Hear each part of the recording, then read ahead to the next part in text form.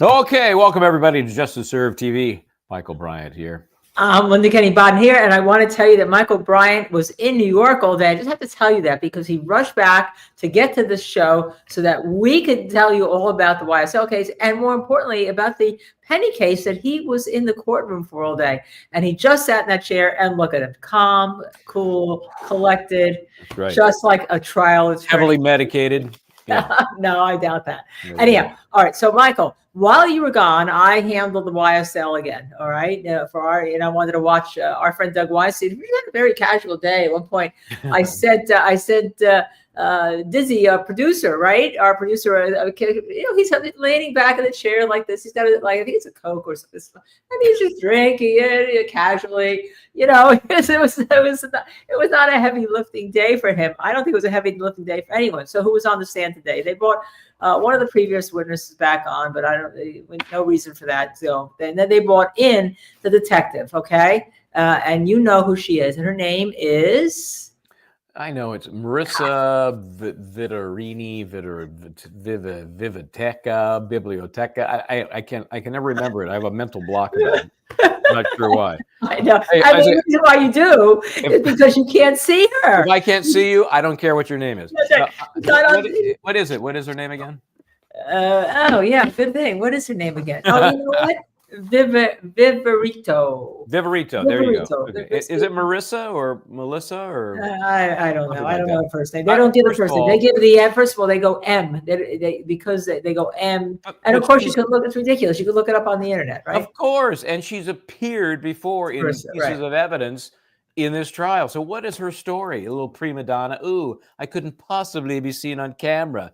And, it may sound sexist, but she's kind of attractive. So what's the deal? What is she concerned about? Yeah, I don't know. Even Tubi is chiming in. Tubi is upset about it. Tubi's upset about it. Tubi is the standard poodle in this house. Tubi or not be. Marissa. Okay, thank you. Thank you, Linda Robinson. Marissa. Okay. Yeah, Marissa. Anyhow, so she's been on the stand all day. She is not finished yet.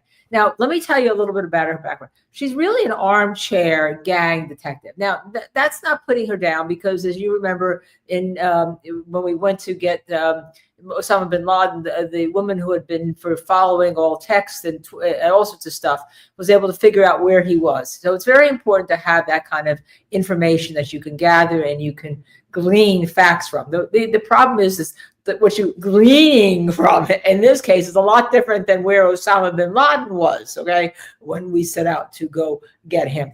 And what are they gleaning, all right? What is she gleaning? See, it's like your teeth. Gleaning, okay? All right. The jury is showing pictures of Big and Mac with a Young Thug, okay? All right, well, they're showing them now. Young Thug is not even... It was not even still in this case. No, so he knew people in the hood, okay, and then there was this was really great. She got in another text message that we've heard before, allegedly as an overt act for the RICO conspiracy for the two that are left in this case. Now, what was it?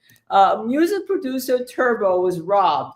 And Young Thug, Jeffrey Williams, told Huey, who's allegedly was the robber, to take back or he's going to die. All right, take back the jewelry. Give it back to him. Now, that's the first time I've ever heard a gang member, the head of a gang, say, take back that Richard Millet watch, okay, or whatever the jewelry was. He probably said, yeah, of course you're going to die. You're going to get killed by somebody, whatever. You rob somebody in a gang, anything. Of course you're going to get killed. The state argues that telling someone to return stolen property furthers the illegal conspiracy. Okay. All right. Okay. All right. So they're not gaining anything. They're not gaining anything from the gang activity. Yeah. They're like Robin Hood. That's it. Yes. They're more like Robin Hood. They're just taking from the rich and then spreading it out to the poor. Okay. Missy Mayhem. Our Missy became a YouTube member. We have memberships available. And thank you for doing that. I can. And all of you should hopefully follow suit. We'll try to talk about it a little bit on the show. But I want to get into Judge Whittaker. This was the best part. Judge Whittaker two times warned Viverito to stop adding her unsolicited opinions and commentary to her answer. Just answer the question. Yes, no, maybe, whatever it is, whatever the question is, okay?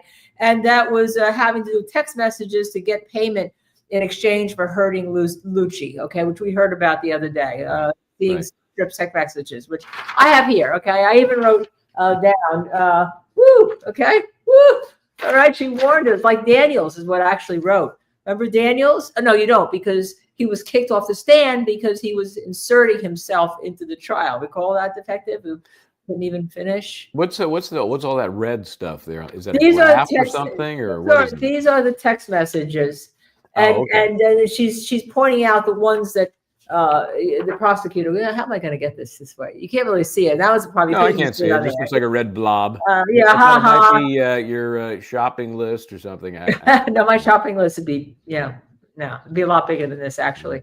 Okay, it should not be talking on the phone right now. Anyways, now what did that lead into? That led into her gleaning as an expert in gangs. That if anyone's talking on FaceTime, now all of you pick up your iPhones, right? It was Dennis, not Daniels. Thank you. I knew it was a D word. He's out of my mind. He's out of my mind because he was like God, right? Yeah, you remember Dennis? I remember. He's the guy that it was. He shall never be heard from again. That's that guy. That's what we have. So pick up your phone and go to FaceTime, right? You go to your FaceTime. Right now, my FaceTime is off, right? But if I call you right now, okay, or I call anybody, if I call Dizzy, if I call you, if I call my husband, which I could possibly do on FaceTime right now, I would be considered, it'd be like a gang activity because gang members like to use FaceTime. And they specifically like, I'll tell you, this is the testimony. They specifically like to use FaceTime when there's something relating to a gang. For instance, Shannon Stillwell's post had a post of grief after Mac got killed, right? McMillan got killed. And he said, I can hear Mac now still playing goddamn big, we let them suckers get us shit where. And then she read TF, which stands for the fuck, okay? Where the fuck boo at? Okay. She read it in court. She said, that stands for the fuck. Like, that's going to get her like an award for being a gang member expert because WTF, every time I know what the, it usually stands for that, right? I mean, I kind of know that. And so he expressed his grief and then he had a FaceTime call. And because he had the FaceTime call, that means he was involved in the Drinks murder. Let me get this right. That's because if you know that the police might be tapping your phone or somehow surveilling you, if you use FaceTime or a burner phone, you're not going to be subject to that search. Right. It doesn't come up. So that means you automatically then are a gang member. Right. Automatically are a gang member. Right. Exactly. Okay. And then they shared other members of YSL members' reaction to the deaths of Little D, Monk Trunk, and Big. And I just pointed out because we didn't even put these on screenshots because they're not really worth the time, right? Because it's kind of like admitted now that YSL may be a gang, right? Because in the pleas, some of the members who took pleas kind of said it. So it's kind of like going on in the gang, YSL, the gang, YFN, the gang, whatever gangs. I think I sent you all the gangs at one point. I can't even remember them that she was going through, but so that they all had like little parts of real estate. And so there were some objections to that, like, it was in YSL gang territory. Objection, but Viverito does like to introduce things that the defense is not aware of. The gas station issue was another one. Where people were saying, thank you, Africa, at the BP, right? So if there's a whiteout at the BP, right, that means that really it was YSL's gang and you shouldn't be there. And then there was some objections to that, but she does like to be in the spotlight. Now that doesn't mean, just kind of cocky, isn't she? Kind of arrogant. Yeah, I thought so too. A little Miss Know-It-All. And you know what was missing from it all? We had some stuff on Shannon Stillwell, right, in terms of whether or not he was on FaceTime or because the state's theory is that he committed the Drinks murder as retribution for the murders of two people, including McMillan, right? So that's the state's theory of the case. So, but there was one thing that was really missing, because even though we had some testimony about Shannon Stillwell, what was missing? Okay, I'm going to give you a hint. Okay. There's two defendants left. Any connection to those two defendants? Well, let's take one in particular. You never heard the name of Yak Yakati, at least all day when I was here. I mean, I never heard Yakati mentioned once, which is why probably Doug is sitting there, drinking his soda. Looks like he's. It looks like Diamante is his co-counsel. They're there. They share notes. They're looking at stuff. I don't know what they're looking at. Maybe it's germane to the case. Maybe it's sports. I don't know. They had a cute. I sent it to you. I saw that, and I don't remember who it is to give credit to. Somebody posted it, and they both listened and shrugged and laughed at the same time, like they were kind of like father son. You're right. It was. It's pretty eyes says it just seemed like a bunch of trolling between YSL and YFN to me, but I'm no expert. Yeah, there was a lot of trolling because, and the other thing is, she was an expert by going to social media. So she looks at the social media accounts after there's incidents, right? Supposedly all these guys are putting this stuff, Michael, on social media, right? And so that to her means that they're announcing that they're going to have retribution. Well, it seems to me that if you're going to commit a murder, the last thing you want to do is announce it on Instagram. I mean, I admit in social media, those who have done bad things are pretty stupid about it sometimes. You'll see postings that are so incriminating. I don't know if I'd go as far as murder, but you see stuff posted as if people think it's okay if I post it. It may be a weird thing to do, but if I post it and I get likes, then therefore maybe that's a get out of jail free card. So I do admit there's stuff on social media that is very incriminating. Murder, I don't know about that. Yeah, so that was basically where we left it. But the day started with some big news out of Fulton County. And I don't know if the defense can use this anyway. And it started with the release of the Justice Department. You remember them?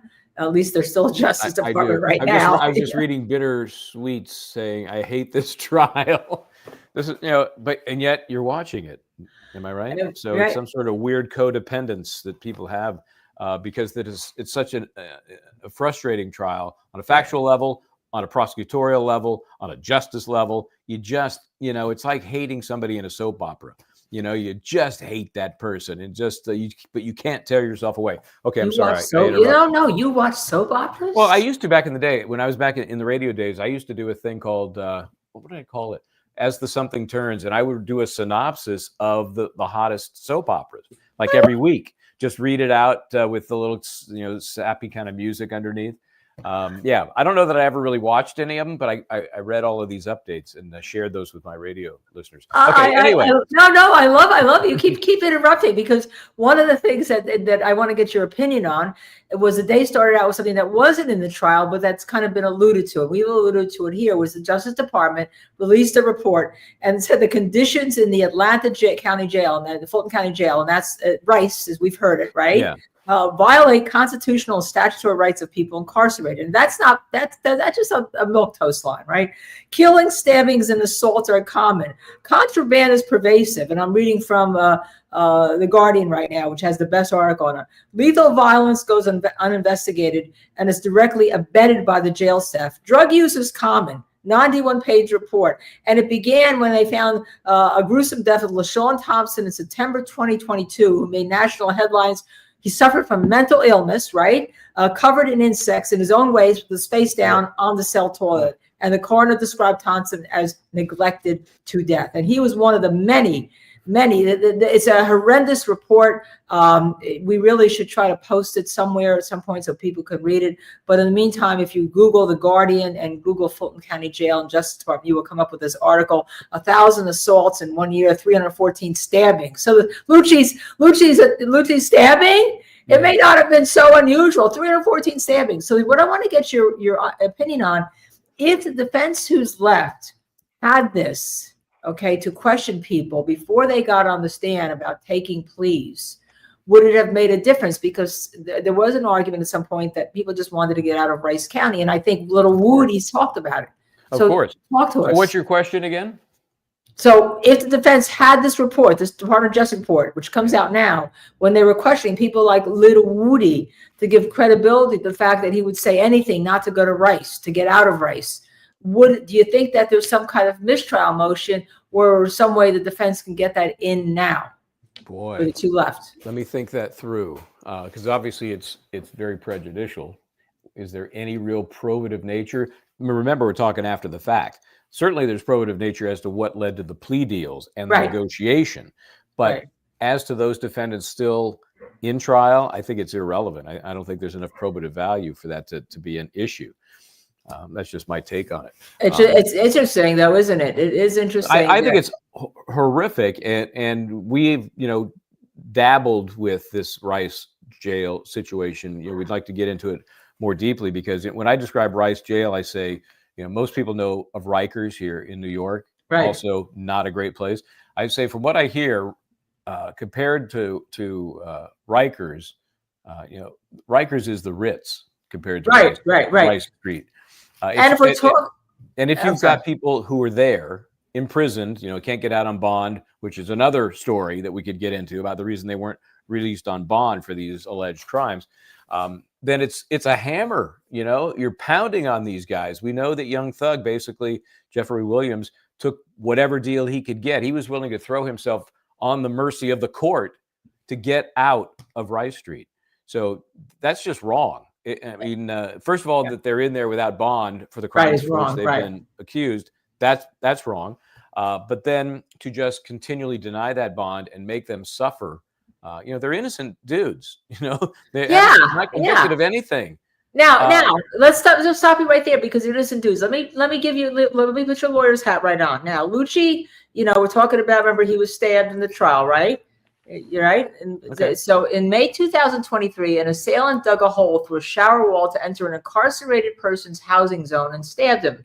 Later that month, a fight broke out between 26 people in 2 different zones, and an incarcerated person told officers that he was lying on his bed when an assailant came through a hole near a toilet via a pipe chase and stabbed him. So if you're charging our RICO defendants, right, with facilitating a stabbing or anything like that, maybe you should look into the jail, because they also said, this is interesting, drug use range from marijuana to ecstasy. Investigators noted how prisoners use strips, papers soaked in chemicals, and then drive and smoke for a narcotic effect. And a lot of time, security and medical staff have reported getting contact high from breathing the air, but no one seems to do anything about it. So is Fulton County, should they have been a defendant in this RICO case, this basket of crimes that's facilitated? Yeah, I mean, they've got their own issues as a separate. I don't think they can be lumped into this, but there should be some civil rights cases against that institution, and I think the defendants could be many, including as far up as Fani, not because she runs the jail, obviously, but she is responsible for denying the bond for those that are stuck in the jail and are suffering as a consequence. So I think there are a lot of civil rights issues that should be pursued, and I'm actually surprised it hasn't happened before. The guy you talked about that died. We got the guy with the veneers. He's the guy who's been putting fake veneers on people. He's in there. The alleged crime is, I guess, impersonating a dental professional or something. Right. And that puts you in that violent environment. He'll be lucky if he survives. Yeah, he will be, because he's not. I mean, if you want to talk about gang members, I mean, he's not. He's going to have to affiliate with himself just to. I don't even want to think about what he might have to be doing to survive. No, it's a horrible situation. And Ashley Merchant, who's been in this case and is in the other case dealing with the now soon to be President Trump again, has told us about this, that bond has been denied. It's denied automatically for everybody, and they sent people to, is it Cobb County or another county? Cobb County is the adjacent county. That's where Jeffrey Williams was staying. He didn't have that the Rice Street hanging over his head, but he was still incarcerated. Right. But they send them to there because there's not enough space in Rice, and everyone wants to get out of there. And all these defendants are supposed to be really hardened killers. They just want to get out of Rice. So, you felt for them, but now it seems to me that they have more than just feeling for them. That they have a lot of credibility. 6 people have been murdered at the jail since 2022. 2 stabbed to death by prison shanks that have become ubiquitous in Dale, and 2 beaten to death and strangled. Okay. I mean, it's like a bad. Remember that show Oz? Remember the show Oz? Yes, Oz. Right. That was, these things are supposed to be like caricatures of real life, right? Exaggerations. Things that would never really. That's what's going on at Rice. It's real, and it's deadly, and it's wrong. How could that continue to exist. I don't understand it. Well, I guess people feel prisoners have no rights, but this is not. This is going back to the medieval ages. This is like, I mean, there's a, one of my dogs was named Jean Valjean after Les Miserables, right? And there was a play. Most people know there's a book. One of my favorite plays, actually. Yeah, it's one of. I've seen it. I saw it in London. I saw it in New York. I saw it out in California. It's just such. The music is unbelievable. The story is massive. Anyway, it's one of my. Can I just tell you? It's one of our favorite plays too. Michael and my favorite. It's just so strong. It's so emotional. The music is powerful. Performances, it's great. I even watched. I think it was on PBS. They had, and I ain't no PBS guy generally. Sorry, but they had like a stage version of it. Did you see that? I don't mean stage like a play, but it was almost like a concert version of Les Miserables. With the original cast. He was the original cast. What's his name? Right. I don't remember him. I don't remember his name. I may remember him, but I don't remember his name. But he was great, and I cry every time that they bring the priest brings the candelabras or gives him. I give the candelabras to him because it just shows forgiveness. It shows. I mean, he was in there for stealing a loaf of bread because he was hungry, and that's what we're talking. We're talking about these basic things that you can't even. I can't even imagine, Michael.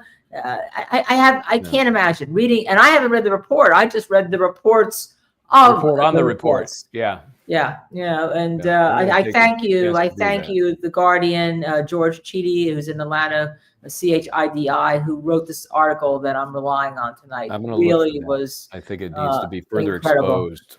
Yeah, and that does link to the 91-page report. It's just that with you being on the road today in New York and the Penny trial, I didn't really have time to read it. Also, I had a federal court brief that's now due in 10 days. So that damn law practice, it's getting in the way. On Monday all day I'm in court, so I'm screwed. I can't go back into Penny on Monday, and I'm starting to think the way this is moving forward. The original plan. I'm sorry, I'm drifting into Penny here.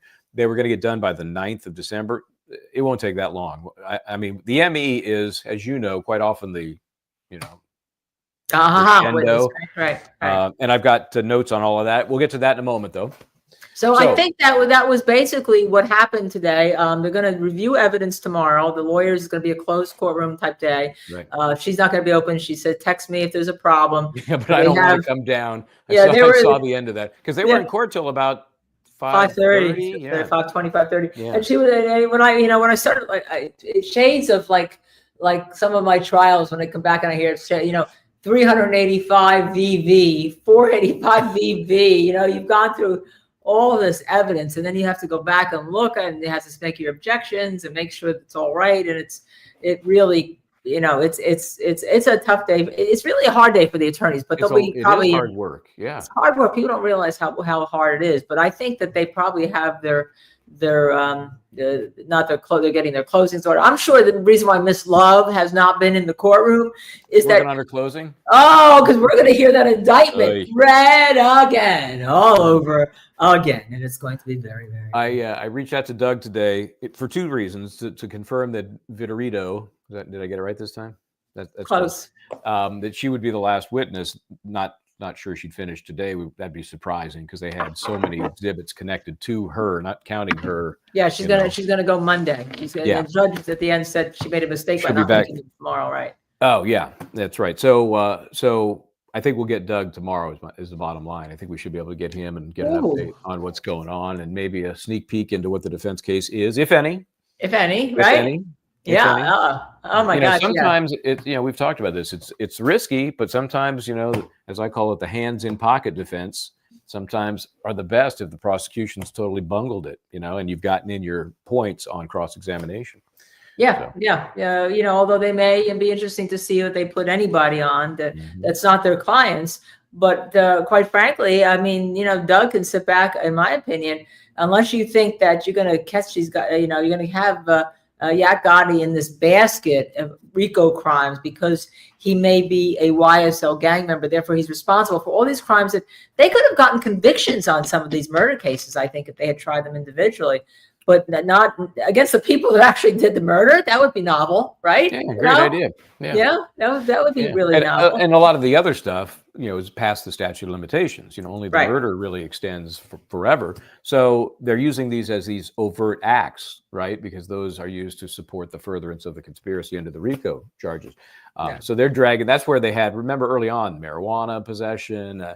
All these one joint. Because even though that in and of itself doesn't sound like much, it could be an overt act furthering the conspiracy. So yeah, and that's it. So Doug can sit back now and say, let's see, we've been here for how many days? Just the two of us. Let's see, let's count the ways. Go to your pants right now and count the ways. My client has been mentioned. Okay, somebody knew him for maybe 2 or 3 years. That's it.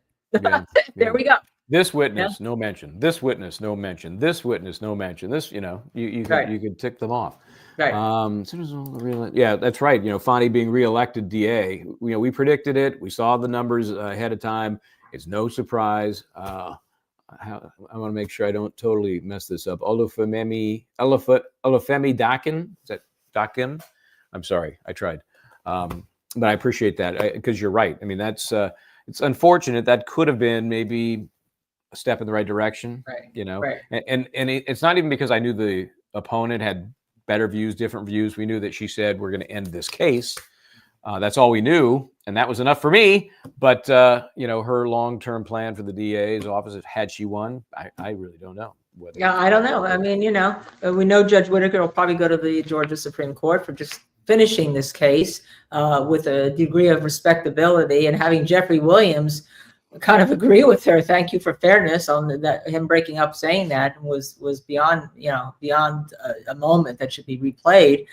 So we know where she's going. Where Judge Glanville's going, I don't know. We haven't really heard anything about him. How about retirement? Where Ms. Lowe is going, she can say, just like Fani, I got convictions here. We got convictions. Oh, look at this. Is it bittersweets? Bittersweets. Okay. I wrote a letter to the Judicial Qualifications Committee. Good for you if you think that something is wrong. We don't speak up enough in this country, but Judge Glanville doesn't serve on this case. Well, he did. Yeah, no kidding. Well, obviously it's a non-answer, but it's nice that you try to hold their feet to the fire. Yes. Do something. Yeah. Be aware that people know what's going on. Yeah. So that's really. So that was kind of. It was a day that was having Viverito, who, again, as you point out, she's in the leaked video that the prosecution allegedly leaked of little Woody, right? And she's there the whole time. People have seen her the whole time. She's on their pages. She's given the promotion pages, and yet you don't show her in court. Now, there could be an argument that maybe if you show her in court, it gets people all rifled up, and if she's researching gangs, that they'll go after her or her family, and you don't want that to happen. But they can just Google her. They're on social media. And you can do that. Yeah, Google. There it is. I've just doxed her. As I said to a private that's the investigator. Judge. Sorry, that's the judge. I had the wrong picture up. I just sent a letter to a private investigator who was trying to interview me, of all things, about my Jets tickets. Okay, all right, I'm gonna put this on. Right, I kid you not. Came to my condo. Came to where my office is. I wasn't there. My husband was up there. They called up because we have a secured building.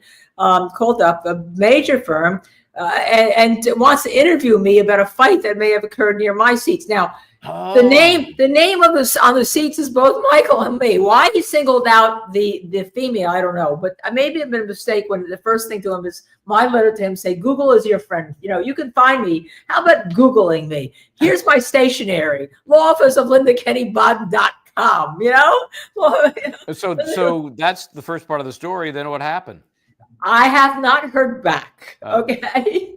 I'm waiting because I said, and then my next step is now sending my letter to the legal advisor of the New York Jets. So you can tag #New York Jets when you put this on.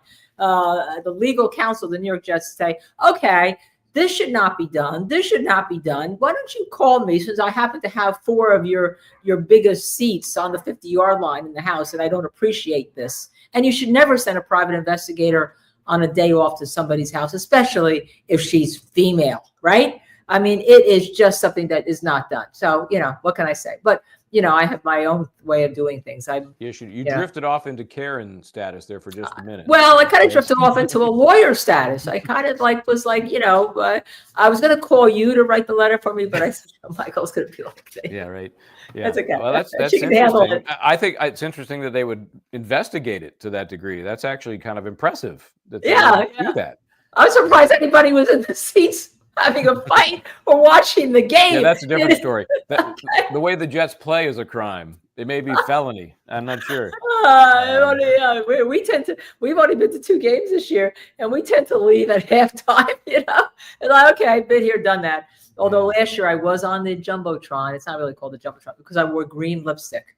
All right. I guess they thought that was like appropriate. I don't know. Appropriate for what? Sadness? I don't know. Anyhow. I did drift off there, but so tell me, where are we then? If the state finishes Monday, and we'll find out from Doug whether or not there's much, if any, of a defense case to be put on. I mean, the jury could have this case by Thanksgiving for sure, right? And a verdict, right? And a verdict. I mean, it depends on whether the judge puts time limits. I don't remember if she put time limits on the openings, but she should put time. So long ago, I can't remember. I can't remember either, because Ms. Love is going to take a whole day. Or plea almost took a whole day. She can, that's now we're going to see a very interesting difference between Glanville and Whitaker, because Glanville was involved in the opening statements. Now we have Whitaker for the closing arguments. She may clamp it down. She may say, you got 2 hours, knock yourself out. Right. I don't know. And to me, this case is like, this jury is like they've been sequestered, right? They've been there for so long. They don't have to be sequestered. They know what they're going to do. It doesn't matter how many counts you have. They've made up their mind.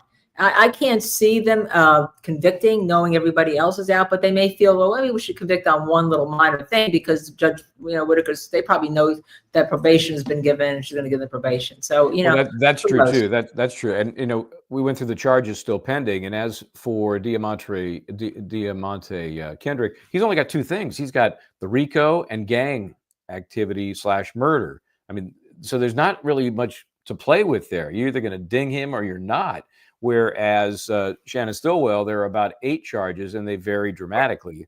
Much lesser charges are pending against him, whereas it seems to be all or nothing really against Yak Gotti. Right. But you're right. She could still, if RICO is 5 to 20, she could give the minimum, suspend part of it, time served for the rest, and probation, and have a nice day. See, go along. And you're right. And Missy points out the judge even said, let's wrap this thing up so we can start the appeals. I love that.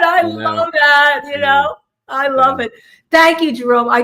People always think I'm very staid because they see me in trials and all, and it can be very staid. But behind the scenes, I got to keep everybody going. As a matter of fact, a little aside, when I'm in a trial team, people call me mom. And you'll see that if you read any of the books, Jose Baez's book, and then we all call Linda mom because it kind of make everybody laugh, have fun, and then make them work too. I mean, you don't want to get on the wrong side of me in a trial, but that's it. Oh, look at that. Like O'Brien's laughing.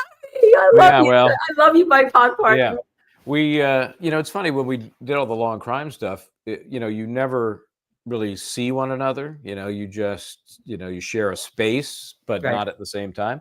So it's weird. It's very weird because I think they missed an opportunity there to have more interaction between the hosts, either in talking about cases or whatever, giving, some sort of analytical classroom type opportunities to viewers. I think they missed out on that. I think to isolate us like they did, where we never even had like a handoff, like, hey, how you doing? You got the rest of this case as I leave for the afternoon. Good luck, have fun.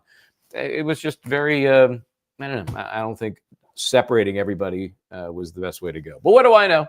What do we know? We're kind of glad that they decided not to have any host activity because we're here with you and we can kind of be our own personalities and we can say things that we couldn't say on the air at Law and Crime because we were kind of like in a box. All right.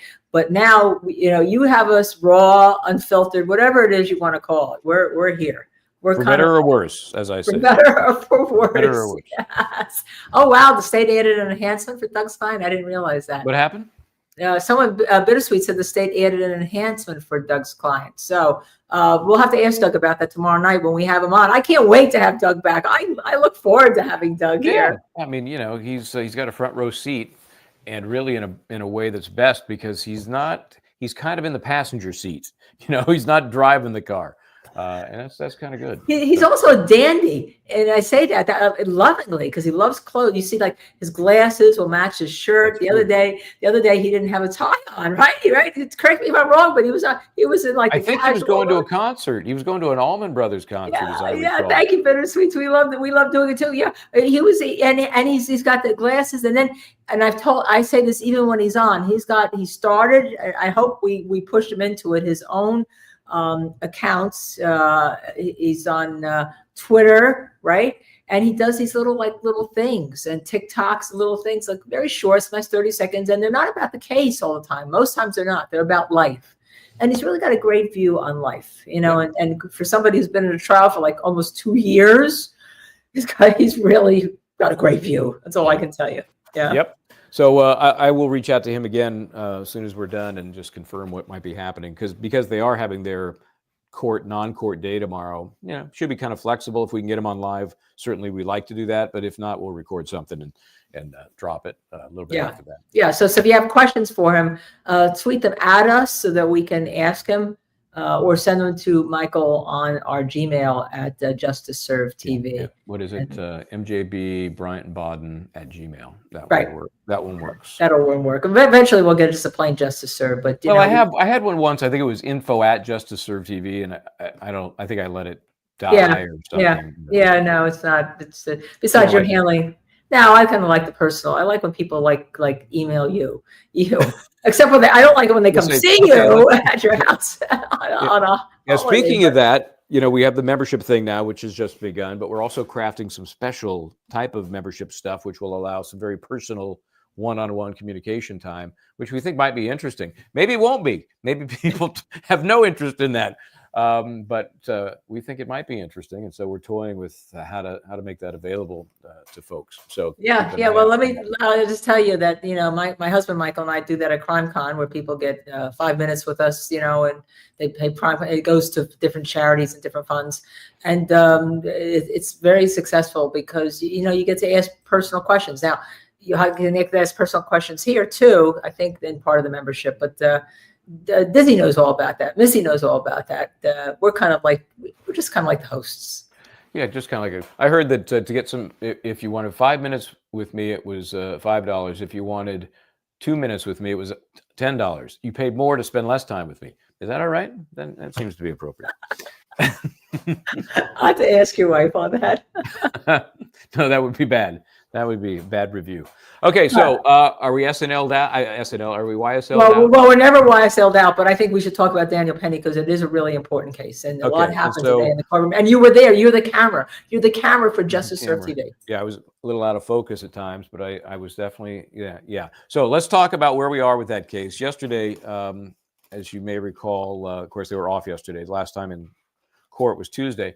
And they were still doing precipient witnesses, some first responders, and now they've gotten to some of the, not really experts per se, but those with some special knowledge that were not there that day, May 1st, 2023. The first witness on the stand was the Marine trainer. Remember, Daniel Penny, former Marine, really didn't get out too long ago. I think it was in 22 that he got out. Was there from 2017 to 21-ish, and then into 22, and he got out, did some time in the Mediterranean, did some time in Kuwait, and then, decided 4 years was plenty for him. So on the stand was Marine trainer Joseph Kabaler, and he actually, not just generic Marine trainer, he trained Daniel Penny. So obviously the issue was the chokehold, which is a staple really in military training. So the question really became, what kind of hold was it? Was it designed to restrain Mr. Neely, or was it designed to choke him out, right? So that was, and the name, of course, of the chokehold that is the most deadly it's a great name. It's called the blood choke. It's just a very visual name. Right. So, aren't the Marines trained killers? Aren't they trained to kill? Well, I think you could argue most military soldiers in whatever branch are, they're trained to kill you. So this was interesting because the bottom line from this trainer was basically that on that day, Daniel Penny did the chokehold wrong. He didn't do it the way you should do it, which sort of helps the defense. So let me give you some of the high points here. He said, doesn't help the state because he's engaging in something and then he does it wrong? Well, again, if he does something less deadly, isn't that helpful to the defense? Oh, is that what you say when he said he did it wrong? When he did it wrong, it was less deadly. And here's I why. see. Okay. And I was talking to, and for folks who didn't see it, we dropped the Joseph Scott Morgan episode earlier today, where he, as the forensic death investigator extraordinaire, talks about, what's important to determine this chokehold. Was it for restraint? Was it for debilitation? Was it to kill? And a lot of the evidence that came in today relates back to what Joseph had to say about those important elements. And so check that out when you get a chance. So anyway, he's talking about this blood choke. Key difference was, remember how we were talking about, and I can show you the video, but we've seen it plenty. He has his arm like this, and then he has his hand up on the head. Right. That choke, and it's also called, I think it's called a 4-point choke. It's also, you're supposed to have your hand behind the head. And why is that? Because if you're pushing the head forward, you're pushing it deeper into the cradle of the arm of the person holding the in this case, the ultimate victim. Because Daniel Penny's hand was on the top of Jordan Neely's head, it really was not an effective blood choke. Okay. That's the more serious one. That's the one that's the one that's more likely to put you out. Okay. Is it designed to kill or designed to just put you out? I think it's a matter of degree. Ultimately, to debilitate somebody, that means to put them out. And they're supposed to go out between 8 and 13 seconds. And, Dr. Michael Baden, we've talked about this before. We've talked about it with Joseph Scott. 10 seconds, right. It's 8 to 13 seconds if it's truly the properly applied blood choke, right? Well, we know from the video, it was at least 4 minutes, maybe 5 minutes before Neely was out, unconscious. So what does that mean? Does that mean that Daniel Penny really was just trying to restrain him for that period of time? That's what it sounds like, because he certainly didn't go out. And this trainer was talking about this. I thought was interesting. He's talking about, if you look at the video, Daniel Penny's kind of looking around the car quite often, and that probably relates to his interpretation, his perception that people in the car were afraid, and he was stepping up to, stop the threat. But for this witness, it was evidence that he was not focused on choking this guy lethally, because his attention was elsewhere. He wasn't focused. I thought that was an interesting take on it. If he had been more focused, then his eyes would not have been off of Mr. Neely.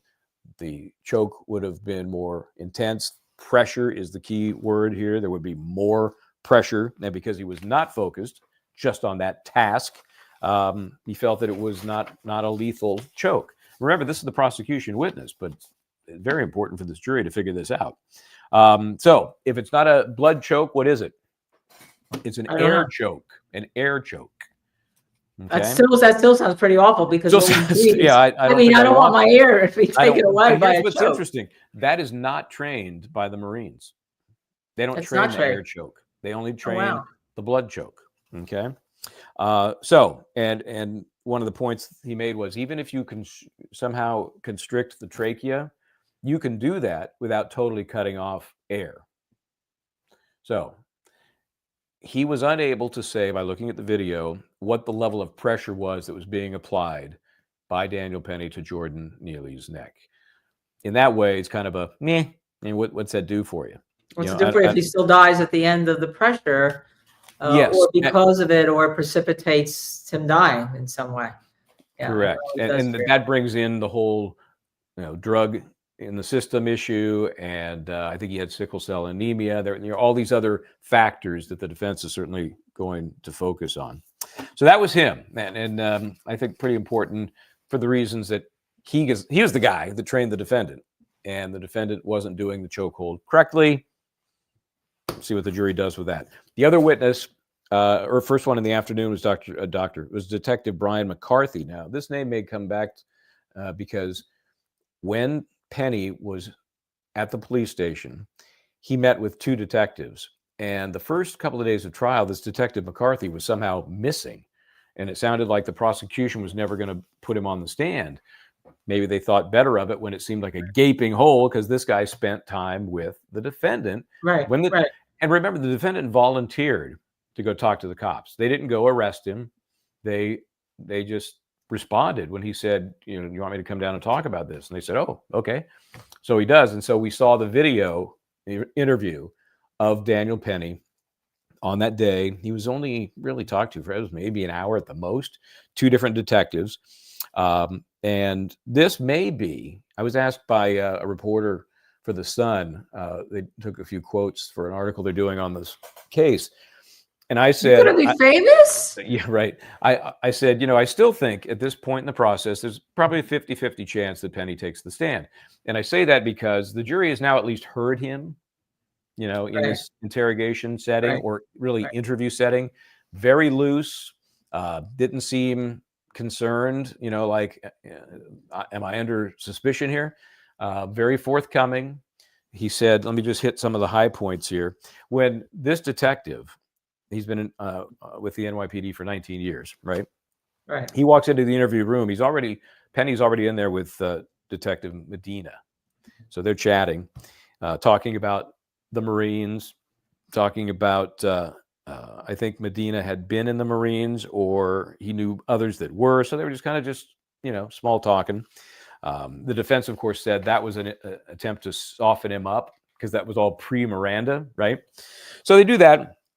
But he's super loose. He wanted to talk to the cops. There was nothing he seemed to be trying to hide.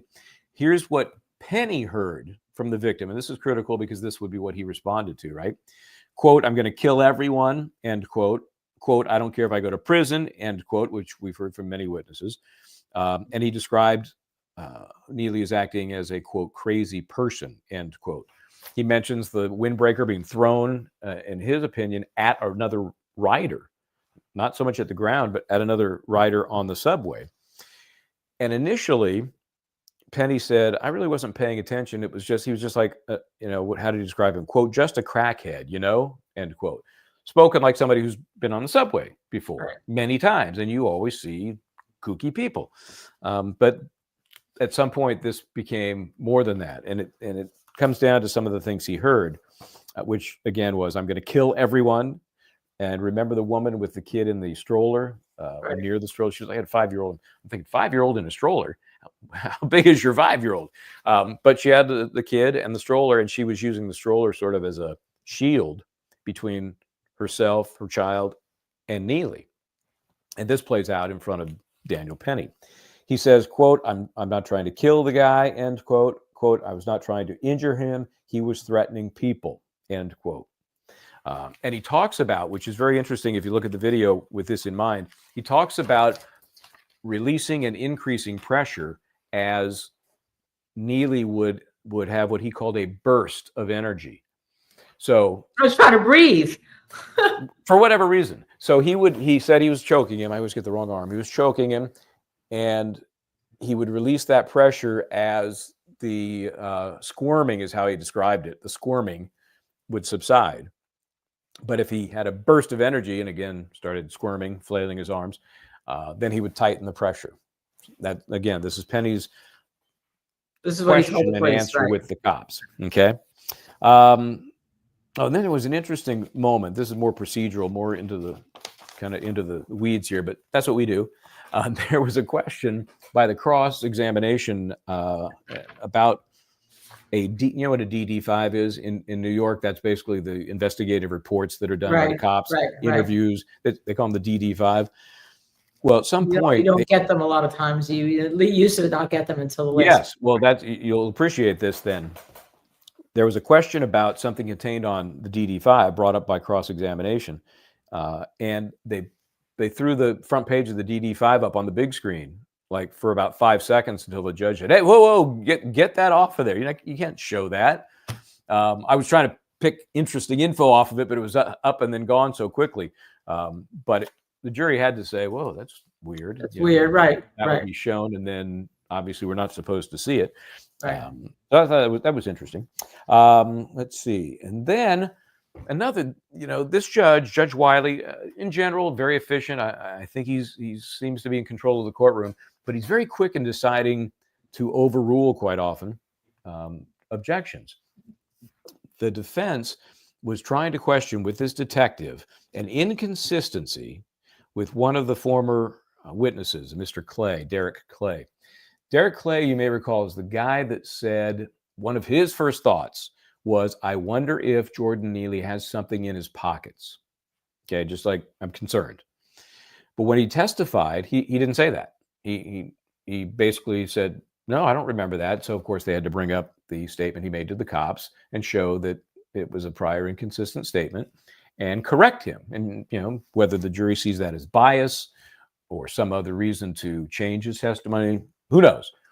But on cross of this detective, they wanted to bring that up because the detective was relying on the statements from the witnesses, right? The judge said, no, objection sustained, and counsel, and it wasn't Kneff, it was the other guy, Razy. I always forget his name. Co-counsel, it's okay. Yeah, it's co-counsel. I think his name's Razy. Anyway, he said, well, Judge, I want to be heard on this. Nope. Moving on. We're moving on. So he did, and you could tell it really cut short his cross-examination. So he gets done. The detective is excused. The jury disappears.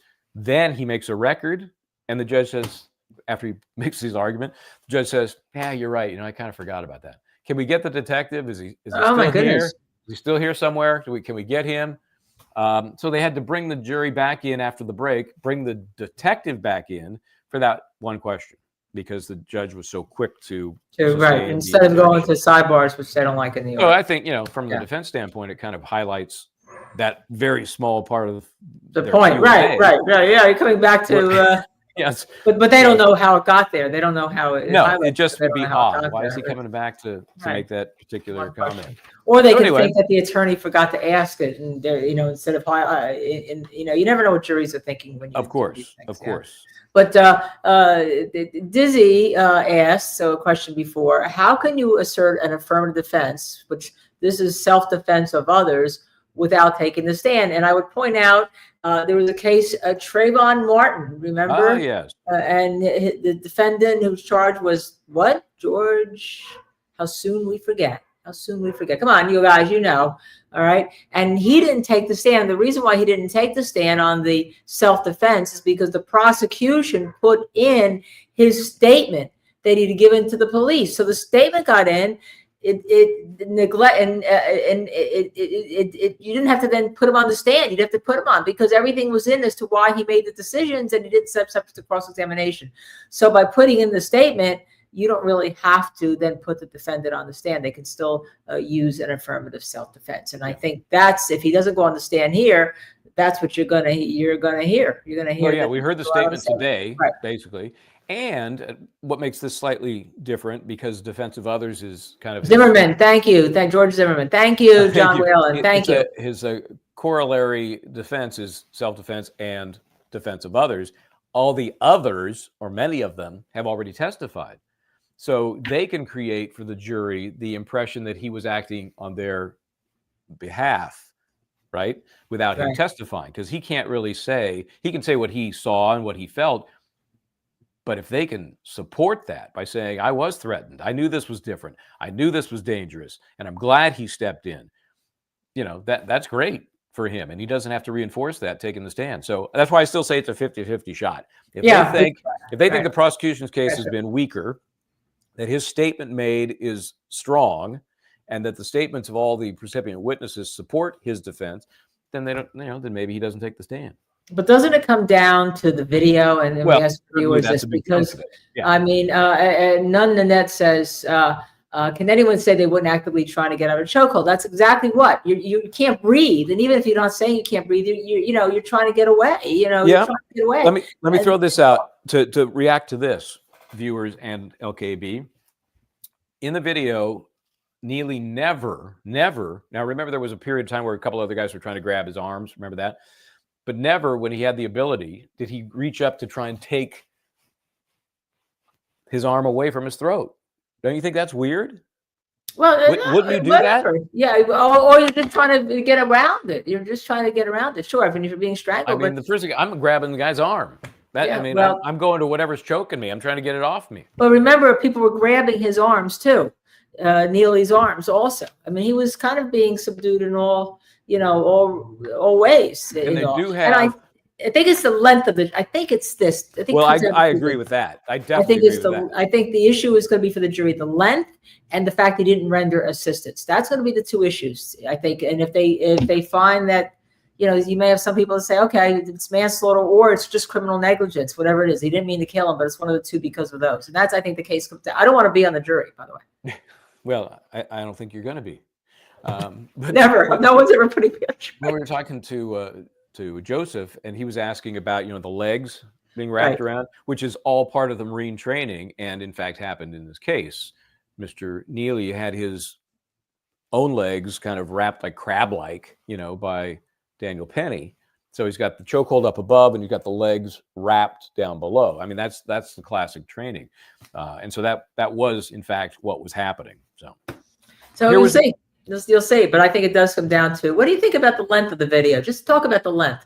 You mean the video itself, or the length of the length of the incident? We know he lets him go. Supposedly he's got a pulse. 21 minutes later, EMTs arrive, but the length of the hold.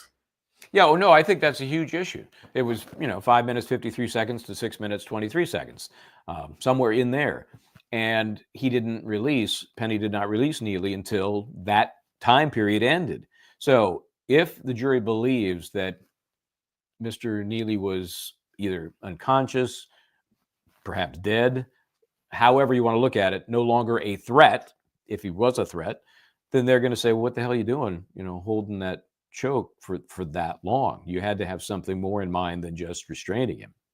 Oh, good question. I'm throwing this to Michael Bryant. Missy Mayhem, did he have PTSD issues? That's why she was one of our early guests, Missy. And all of you can write in, because we try to do shows. We've been so bombarded with live shows recently. Try to get I know our Q&A stuff. We haven't had a real Q&A in a while. A real Q&A. But did you have PTSD issues from the military? And would you know about them, Mike? It hasn't come into evidence yet. I can imagine if there is a defense, it would certainly be part of their defense.